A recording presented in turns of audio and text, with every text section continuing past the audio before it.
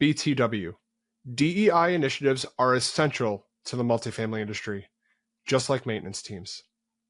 Welcome to another episode of Beyond the Work, Tales in Multifamily Maintenance. My name is Chris Karamonica, and I'm your host.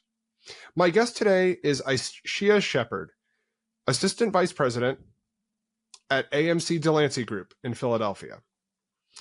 Ishea describes herself as a joyful leader, and as you'll see from today's episode, she is the epitome of a joyful leader. She's also a DEI advocate and a champion for authenticity at work.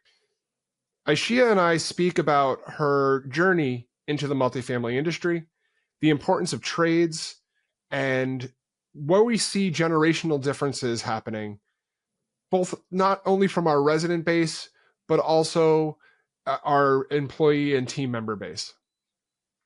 We explore how we can empower maintenance teams to contribute to organizational initiatives, and we do a deep dive into the significance in our own journeys in volunteerism. So, join me and Ishea as we go beyond the work. Welcome to Beyond the Work, Tales in Multifamily Maintenance. My name is Chris Karamonica. As a 15-plus year veteran in the apartment industry, I have stories to tell, a desire to hear and tell others' stories. As a multiple committee member for NAA, a CAMT advisory board member and a CAMT holder, and a national presenter and educator, I have met and worked with so many great people in our industry at all different levels. This is not going to be a how-to podcast. This is going to be a how-did podcast. We are going to explore the how-did tales in multifamily maintenance. How did we do it? How did we learn from it? How did we grow? How did we decide not to do it again? Join me as we go beyond the work. Ishea, thank you so much for joining me today on Beyond the Work, Tales in Multifamily Maintenance. Hi, I'm so excited to be here today, Chris. So I have to do the obligatory, how'd you get into the business? You and I know each other through the National Apartment Association and the work that we do there, but I really don't know much about you, and I love my audience to hear, how did you fall into this business, as we all have a tendency to do? Yeah, so my story is, I think, a little unique, but not super special. I actually went to college for broadcast communications and construction because I like to talk, but I also like to build things and kind of see them come into fruition. So when I graduated, it is very difficult to be a broadcast journalist, if you didn't know. And I ended up working in construction as a project assistant and then a project coordinator. The company that I work for now actually has its own construction department. So I started with them as a project coordinator, and essentially we finished these buildings that I fell in love with, because we do historical brownstones. So every building is kind of different. And I was like, oh, I don't want to leave these buildings. How do I get to kind of stay with them? Because I feel like they were my babies. And they said, well, you would have to be a property manager. And they kind of did a wonderful job of creating a role for me. So I was a assistant property manager / maintenance coordinator, which didn't exist at the time for the organization. And they, again, made this role for me. And from there, it just kind of took off. So fell into the industry, but I'm very excited to continue to grow and just happy to be here. So I don't know if you mentioned it. Where in the country I know where in the country you are, but where in the country are you? I didn't say it because I'm so familiar with you. I'm in Philadelphia, so go Eagles, depending on when this plays. But I'm in Philadelphia. Well, this will be airing after the Super Bowl, so maybe depending on how things turn out, I'll edit it appropriately. We'll see how this ages. Yeah. And for those that have never been to Philadelphia, it is the birthplace of our nation, but the brownstones, you brought up brownstones to me, and I'm a New Yorker, so I'm used to the brownstones in Brooklyn and the Bronx, but the brownstones in Philadelphia are the row houses are just absolutely beautiful. And I know the work that you're doing now at AMC Delancey is what that city needs. So Yeah, I'm very proud to be with an organization that kind of is very in tune with keeping the structural integrity. So one thing that we always do is if we're in a brownstone, we try to keep as much original fixtures as we can. So we have the original fireplaces, the ceilings are 18 feet and they have this crown molding that was made 100 years ago and you can't even really do it again. So it's a cool job and it's a cool way to really see like what our city was like a really long time ago. Yeah, I had a unique start too. I started in the theater business and was in historic Broadway and off Broadway theaters before I transitioned over into multifamily. So we have a little bit of that in common, but I really like your trajectory is a little bit different than obviously most people. They do something else, they end up in leasing, they work their way up to assistant property manager and property manager, but you actually have a unique perspective, I'm sure, for your current role because you came from construction and you were a maintenance coordinator slash property manager. So you worked very closely with tradesmen. You worked very closely with maintenance technicians. Over your career, what have you seen change, and what have you seen get harder or easier for our industry? I would say one thing that I think is been changing since I've been in the industry is just the how we value like our service team and our tradesmen. To your point, a lot of people do come in our industry through leasing, and as someone who doesn't really lease and that's not like my forte, I really respect what it takes to be a leasing agent and how sales drive our industry. But that being said, I do feel like for me, when I think of our industry, leasing is offense. So it's like, it's great. And when they get to 98%, it's balloons and it's yeah, yeah, yeah. But our maintenance is our defense. And I just think defense wins championships. So I would hope that as an industry, we could start to value the service team and the people in the trades the way I think we used to, because it is so important. And to your point about like being in New York, and I'm sure you could speak to this, like new construction is amazing and I love it. But when you're in old materials and you're like in these buildings where it's not new construction, the experience and kind of the wisdom that you can only have from doing the thing is so valuable. So I would say over the last like 10 years, I've seen us maybe devalue our service team a little bit. And I would hope that we could change that. I think also there's no AI that's going to replace our maintenance teams. So we do have to figure out how to balance the fact that AI is coming, and I know you can speak about that, but also we still need like the boots on the ground and the people. Yeah, we're slightly different generations. I had the honor of listening to you several times talk about generational differences in our industry. When I was in middle school and high school, we had shop class. We had technical schools that you could, in high school you can do, half your day in traditional high school and half your day in a vocational school. And we've really seen that kind of go away over, it's not gone, but it's definitely diminished. It's a lot of schools are taking out the trades. Vocational schools are focusing a little bit more myopically on one or two areas like auto repair or HVAC. They're not putting together the next generation of carpenters or the next generation of plumbers, which was very much the case. So, what was your generational experience like? And am I being presumptuous by saying that your generation did not have the same access to what maybe mine did, and definitely the generation before mine?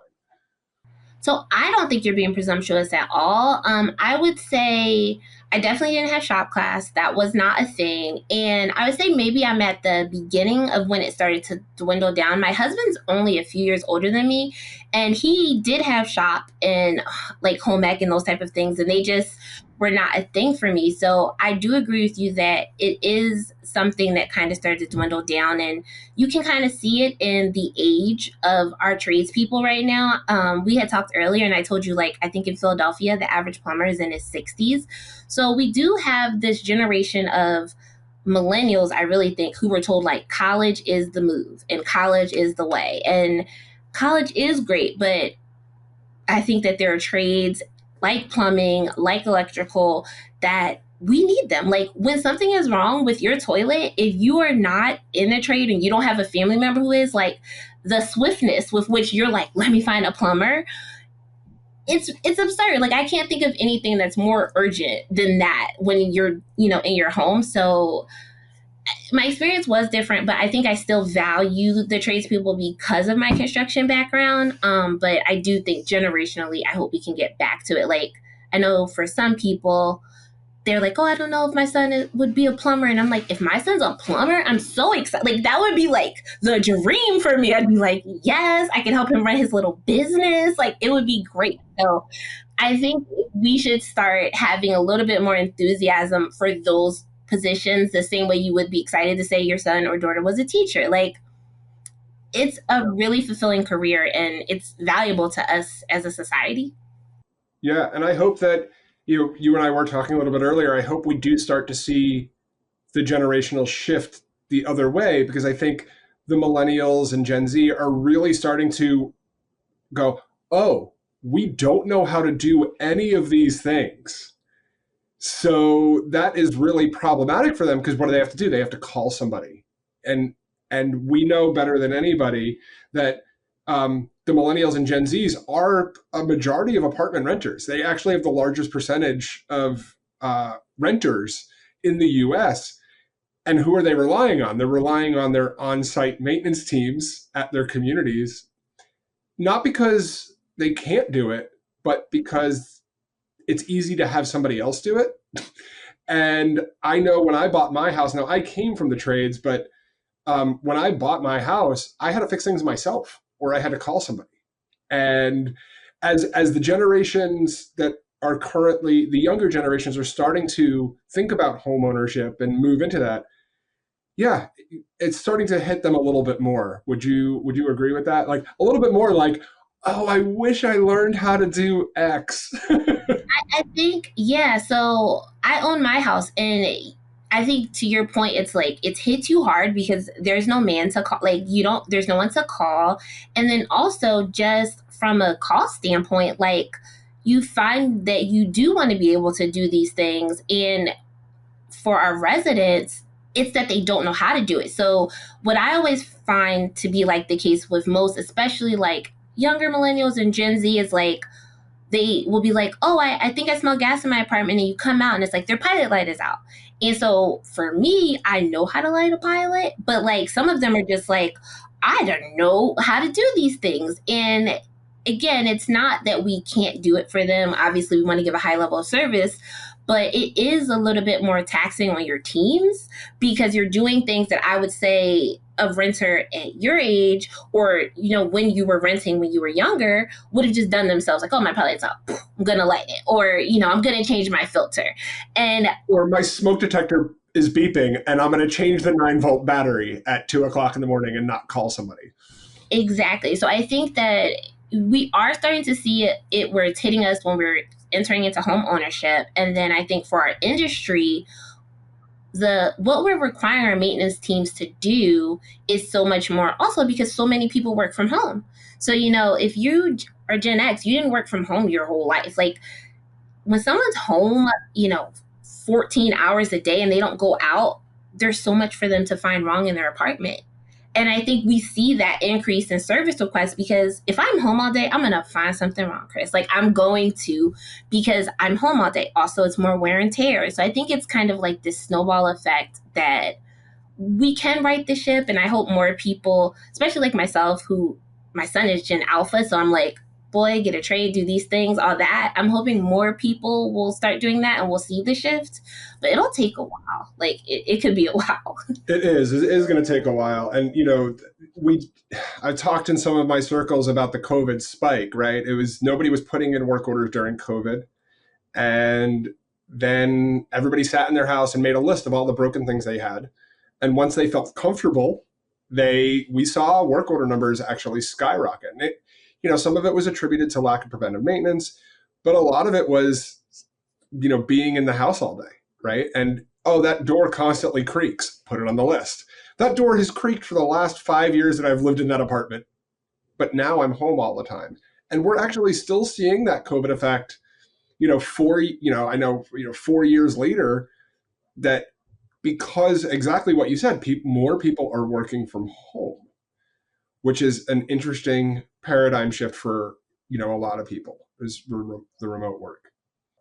What was some of especially in your early days of being a maintenance coordinator and doing these rehabs on these brownstones, do you have any interesting stories of either residents or, a construction snafu?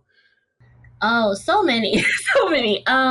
So like specifically when I started at Delancey, we were doing this brownstone, and a lot of times, like, everything's old and you're kind of trusting what people say, but the inspections aren't what they would be, and you can't always, like, you're not going to go in and break walls if you buy the building and it's occupied. So we had this building where we were like, hey, it was a great deal, 5 brownstones all together, cool, cool, cool. And we start getting in and we're start like renovating, but we're renovating unit by unit because we don't want to make everyone move out. And we're like, when your lease is up, we'll just let you move out, but we don't want to make you move out if you weren't planning to move out. And I'm not exaggerating. We're in 2 of the rear apartments, and my service supervisor is like, hey, I was walking through here and I think the back of the building is falling. My service supervisor's name is Ramon. He's the best. And I was just like falling like what? Like, you know what I mean? I was just like, like a brick fell off the wall. Yeah, I'm just like plaster, dust. What are we talking about? He's like, no, like I'm back here, and I think that the brick is pulling away from the building. So I'm like, we just bought this building 90 days ago. Like, that can't be right. So we have a president of our construction department. So I'm like, hey, Ramon is there. And like, I don't know if you know this, blah, blah, blah. So he's like, I don't know what you're talking about. So we all go there. And I'm not exaggerating. The rear of the building, like the entire rear, first floor to fourth floor, is pulling away. Now, we did not know this because when we bought the building, the previous owner hadn't kept it really great. So it was like weeds, like, those, they're basically trees, Yeah. and it's like they were all up the back. So we never saw it when we like went to acquisition of, like, we do all the walks that you do all the things you're supposed to do. And it was our service team cutting away the weeds so we could do construction properly. And so you can actually see the envelope. Yeah. And we see that it's so that was like, it was kind of traumatic in the sense that there were people who we had already said, like, hey, we're not going to make you move out, or we're like, no, we actually have to make you move out, or we have to find you, alternate housing because, like, this is unsafe. Then we had this amazing construction budget. My CFO, he never watches me on podcasts, but if he does, he is the best CFO in the tri-state area. So we had this amazing budget that he had approved, and then it's like, okay, we need $150,000 worth of masonry work that we weren't supposed to do, plus the vacancy, plus telling people that don't know us because we just bought the building, like, got you actually have to move out. So that was probably like the most stressful time of my life as far as like coordinating with the residents and then trying to get the contractors to understand, because the front half of the building, they still live there.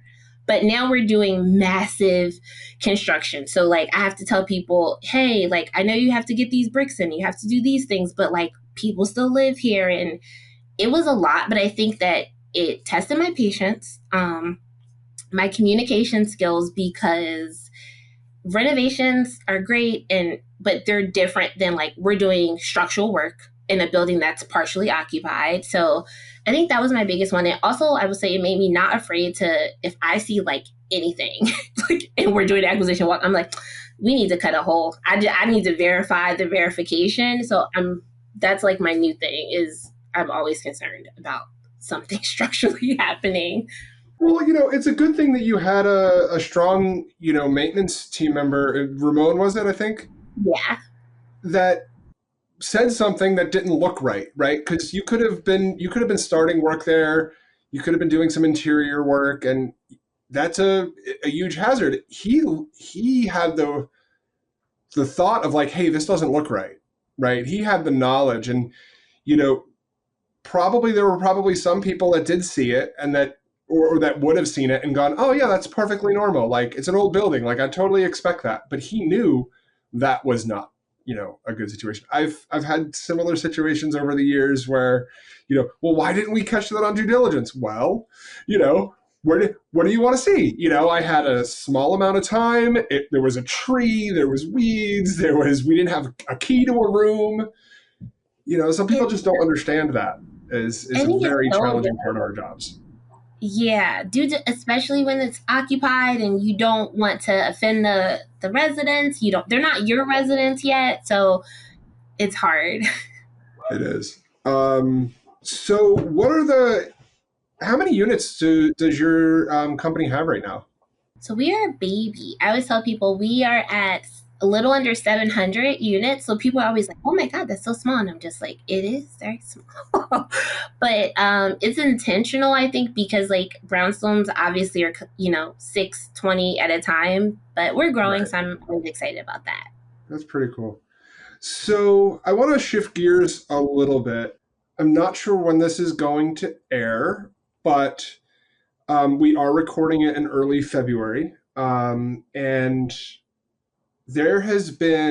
I have heard you speak numerous times, and I'm sure countless people in our industry and have heard you speak. And if you've never heard Ishea speak, local affiliate or, the National Apartment Association, one of the things that you're very passionate about is DE&I.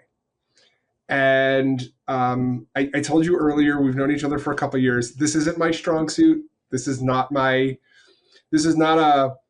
a topic that I'm well versed in. So I'm hoping that I can learn a little bit from you today. But without getting too political, DE&I initiatives in the U.S. are currently under attack.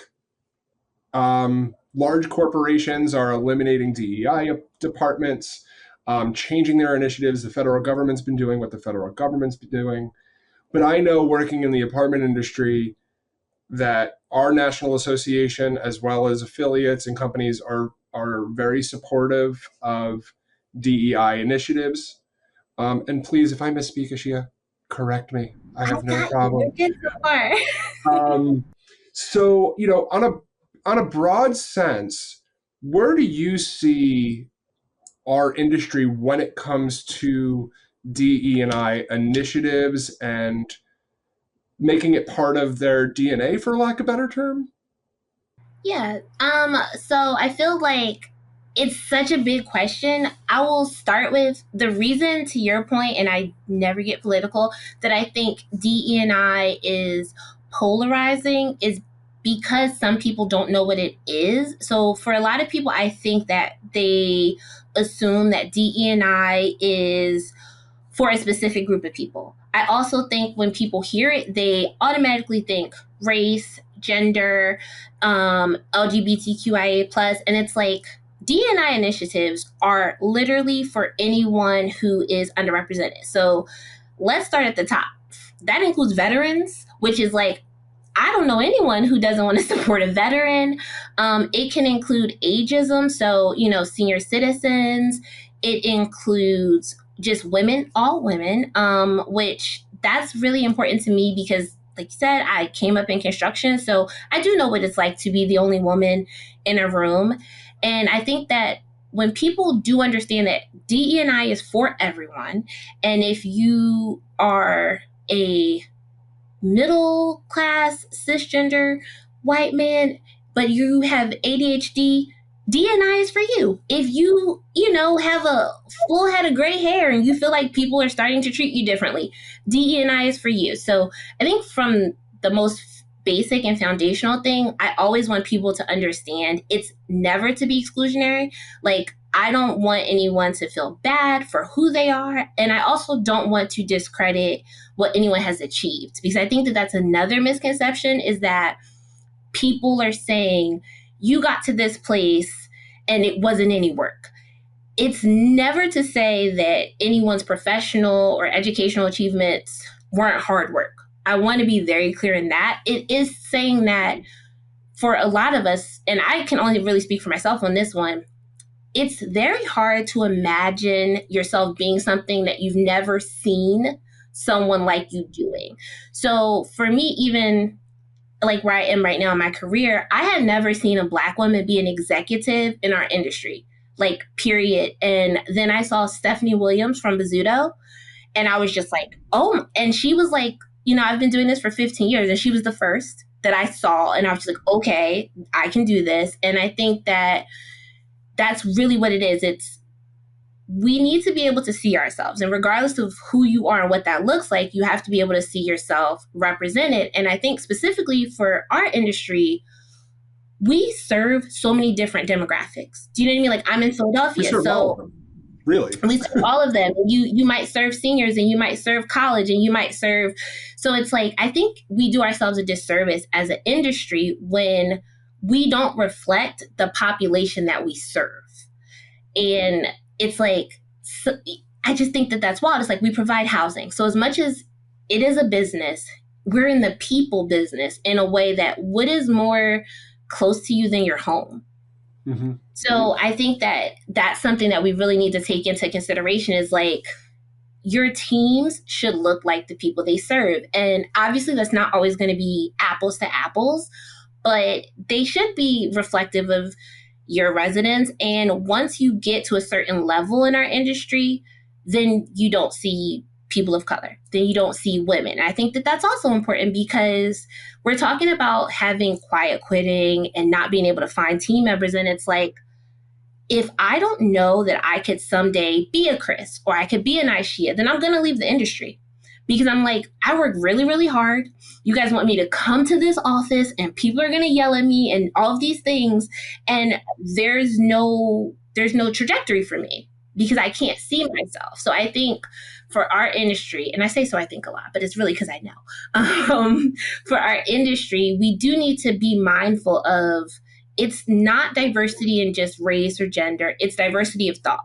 Because if you and I come up with a solution together, we're going to be hitting it from so many angles, because it's like, you have all of your knowledge generationally, I have mine, then you have your background in education, I have mine. So diversity of thought is always helpful. And it doesn't matter how you got that diversity of thought, whether it's because you grew up in a city or a suburb, that's really important. And then people will have all these voices in the room, but equity is like, am I getting what I need to be able to speak and feel comfortable?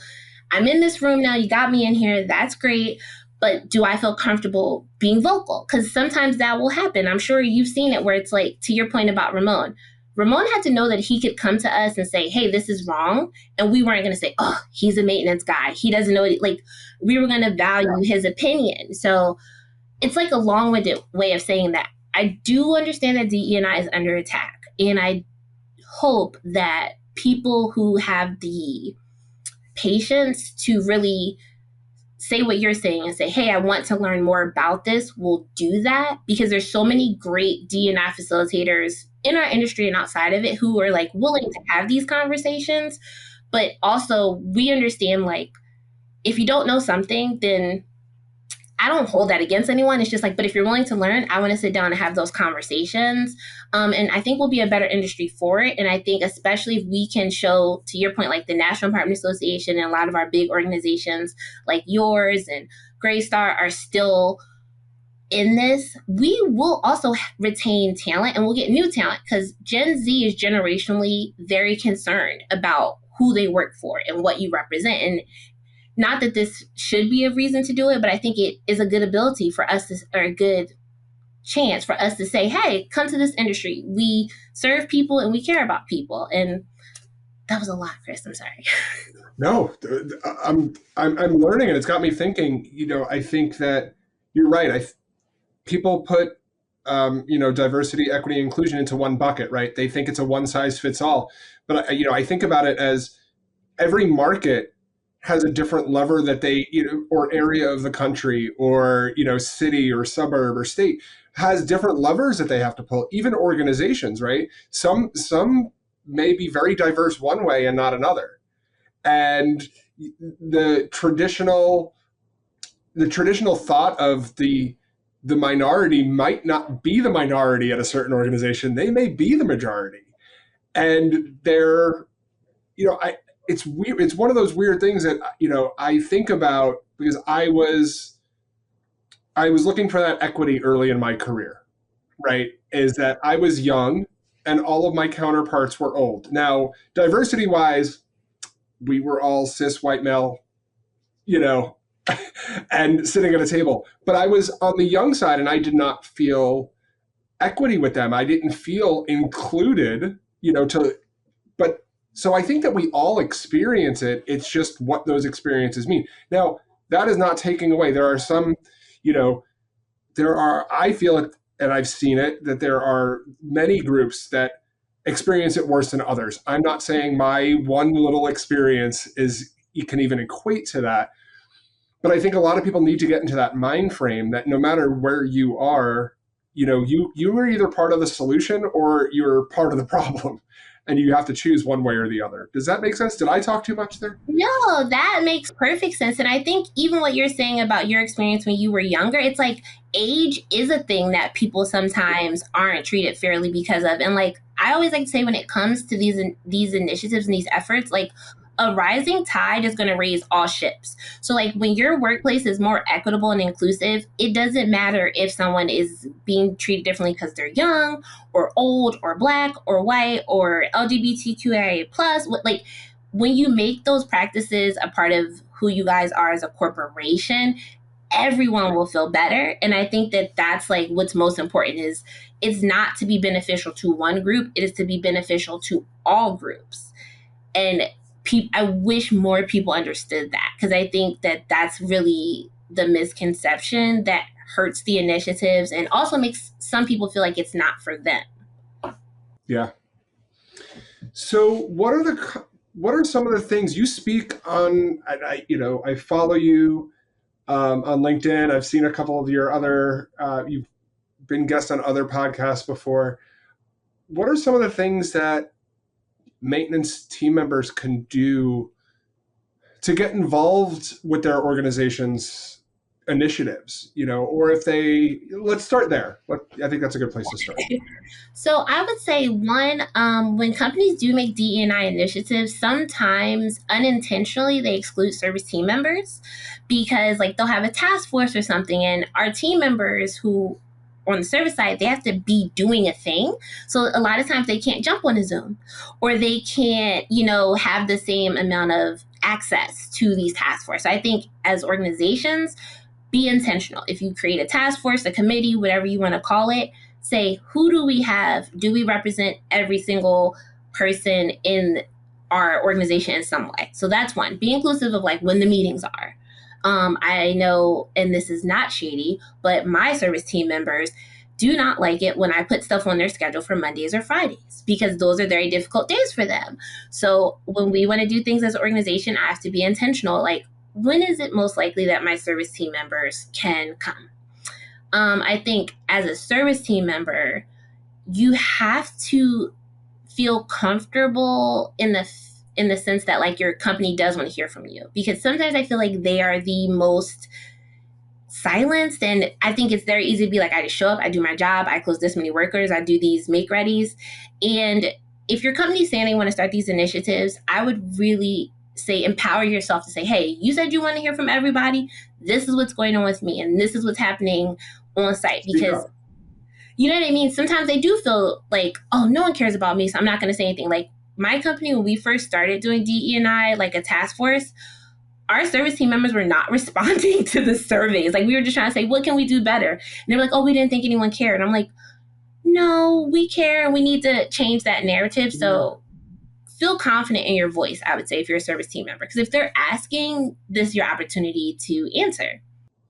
Yeah, we experience the same things when it comes to like engagement surveys. It's like, oh, you don't want to hear from us, but some of the best things that we've ever gotten from service team members have come from the answers by service team members on an engagement survey, whether that was changes to on-call. And I'm not just talking my organization, I'm talking just in general. Some of the best initiatives that companies have done coming out of their engagement surveys with their employees is coming directly from their maintenance team members, whether that's a change to a system and process or a policy or pay or things like that.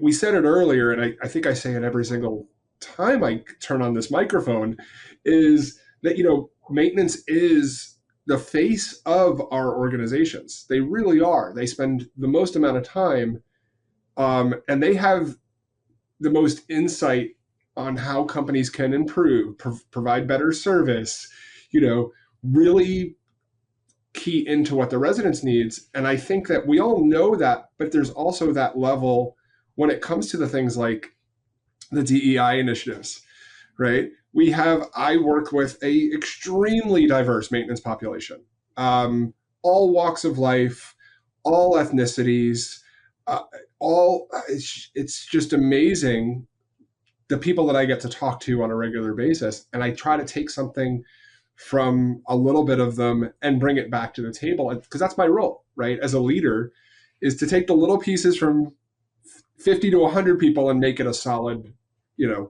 thing.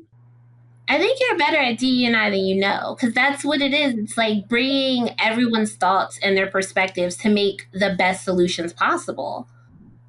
Yeah, and I think that's a really important takeaway. It's just not something that I think about, and I think it's because I am that cis white male. Like, I get it. Like, I understand what my role is, and I understand how people view me at sometimes in my role. So yeah, but thank you for saying that. It's something that I'll definitely take away from this conversation, and maybe I know more about it than I thought I did, because I have my own preconceived notions of, that I Yeah, need what to I work always on. I try to tell people, like, some people are inclusive and equitable just like who they are. That's your character. And so you might not even be giving yourself credit for that. And it's not this heavy lift. It's like in the morning when I come in, am I making sure that I speak to every single team member? There's a lot of leaders who, like, they come in and they go straight to a regional or they go straight to a VP, and it's just like people don't feel great when you do that. So it's little things. It's really just like these daily habits to make people feel seen. And when I feel seen, then I'm going to also bring who I am to the space. But if I don't feel seen, like, you're not going to get the best version of me. So I think that it's a big thing, but it's the little things that make it work. I absolutely agree.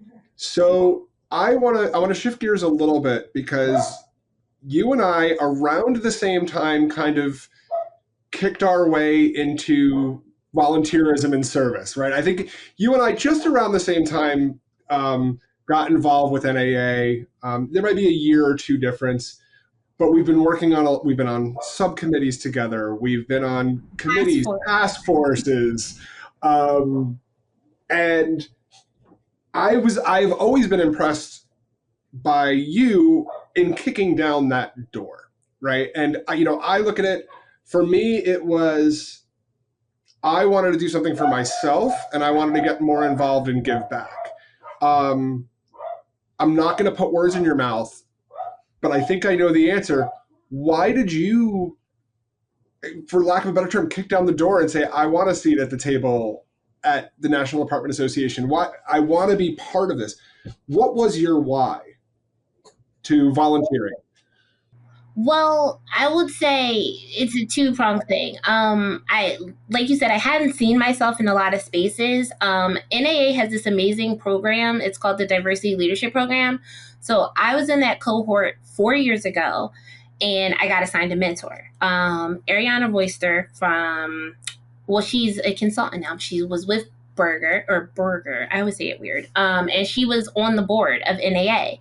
And I was just like, oh my God, this lady's on the board. She's amazing. And she said, hey, like, you can do this. I'm going to kind of help you. So, in knowing her and having that mentor, which I work for an amazing company, I have a lot of great leaders around me, but I had never had someone who looked like me who said, let's talk about what it's like to navigate these spaces in your skin, which you can have so many amazing sponsors and people pouring into you, but it is different to have someone who's kind of been there in the same way. And I was just like, okay, let's do it. And I was lucky because it was right around COVID, so we weren't buying anything. It was like the market was really flat for us, at least.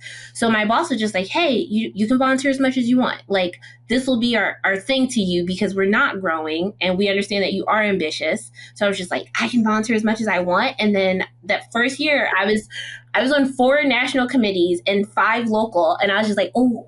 I might have done too much. I bet I went too far. There was a year where I think me and you, that it was probably the same year where I feel like me and you, I was just like, yo, me and Chris are in like a lot of meetings together. It was a heavy lift. I'm happy I did that. It was very much giving overachiever.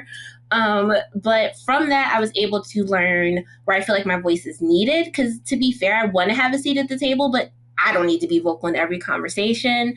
And also how to navigate volunteer leadership, which I think is really important because NAA is very open, but sometimes, especially depending on like your region, there's people like, oh, I've been trying to get on a committee for 6 years. And I'm like, oh, wow, like that wasn't my experience. And that I'm assuming wasn't your experience. Yeah. So being able to say to people, well, do you know, your RVP, or like, what do you do locally? Because a lot of times that will help people speak to who you are on a national level. So long story, I do think that it came from being in that program, and really seeing that it was an opportunity for me. But now I think that I'm focused on making opportunities for others.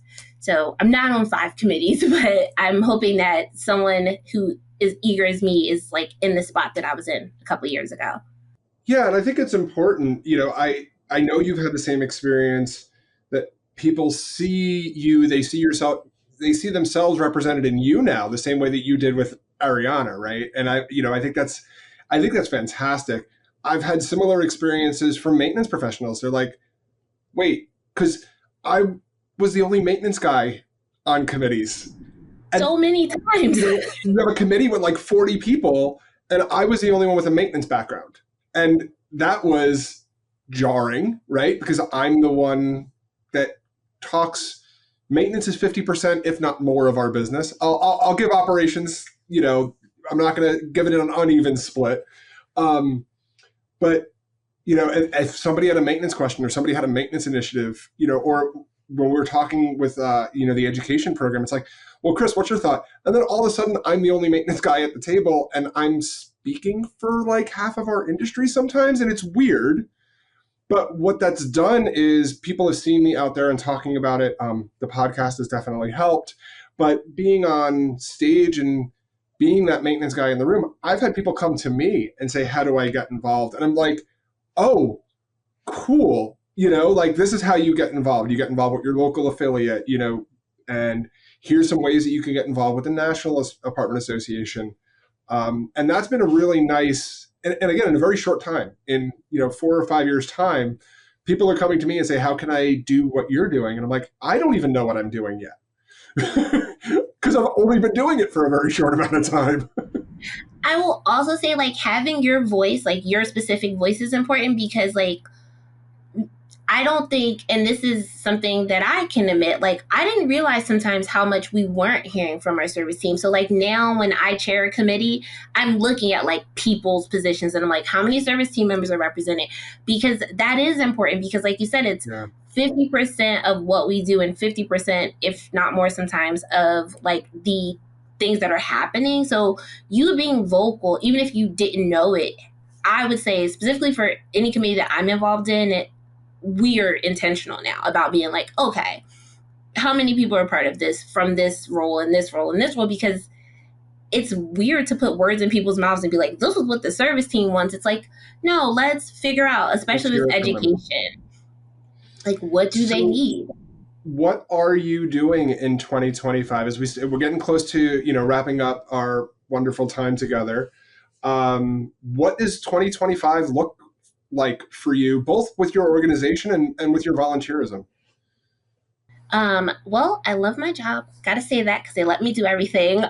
So I want to continue to grow with AMC Delancey, and I'm just excited for the future of the organization. From a volunteer standpoint, this year I'm on 2 boards. So I'm on the National Apartment Association board, and I'm on the NAAEI board, representing Region 1 in both spots. So this is like a new thing for me and like learning and growing.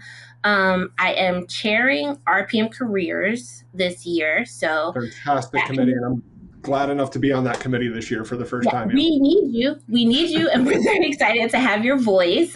So we're going to be working hard in April for like RPM Careers Week and all of those good things. And then I have a good amount of speaking. I'm speaking so many things. I'm speaking for TAA this year, which I'm very excited because TAA 1 is like, I don't know what the conference is going to be like, but I've heard it's going to be amazing. It's fun. I did it last year, and I'll see you this year. Okay, great. I was like 2 years ago, I think they had Matthew McConaughey, and I was just like, how am I not here? Like, I'm very excited about that. I'm speaking at Apartmentalize this year. I'm speaking with AANC in May. So that's the Apartment Association of North Carolina.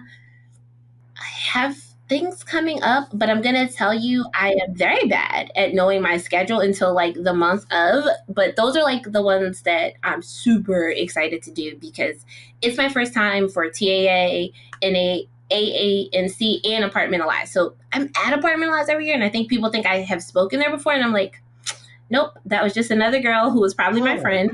Yeah, it happens all the time. Someone said to me, like, I saw you at Apartmentalize. I was like, well, I've gotten to see you speak. See you speak when we were in Austin, So for me, it was we did Austin, Texas at the leadership conference for NAA down there. Cultivate. So I had just naturally acquainted that you had spoken at Apartmentalize also. So congratulations on those are very coveted presentation slots to get because only about 95 educational sessions are presented, and we're going to Vegas this year, which is very exciting. I'm not going to give any further plugs on this podcast other than that, but definitely should check out the Apartmentalize every year. It's always a fantastic. So I'm glad that you're on the docket for that. Anything else that you want to share? How can people follow you, on LinkedIn, see where you're speaking engagements? Because you can't remember your schedule, but they, listeners may be in a market that you might be coming to. So, well, on LinkedIn, I am Ishea Shepherd. So you can find me there. I have searched myself several times. I'm the only one. So as long as you spell my name right, Ishea, you will find me. And then I'm on social media. She Leads with Joy, because that is like my tag, because I try to infuse joy into education. Well, you definitely do. Ishea Shepherd, thank you so much for joining me today on Tales Beyond the Work, Tales in Multifamily Maintenance. It was a real pleasure talking to you. And we are going to see a lot of each other this year. And I look forward to thanking you in person for your time today. And hopefully you can come back and join us again in another episode. Yes, I would love to. Thank you. Thank you all, and we'll talk to you all soon. Everybody has a tale to tell. Thank you for joining me for this episode. No matter how long you've been in our industry, or what position you have at your company or your community, everyone has a maintenance story to tell. Go to www.multifamilymedianetwork.com and leave me a voice message, or share your information and we can tell your tale together on a future episode. Please check out our sponsors, and like, subscribe, and follow to this podcast or video, and join the Multifamily Media News Network newsletter for upcoming shows and blogs from me and the other great hosts on our network. Our stories all connect us. See you for the next chapter.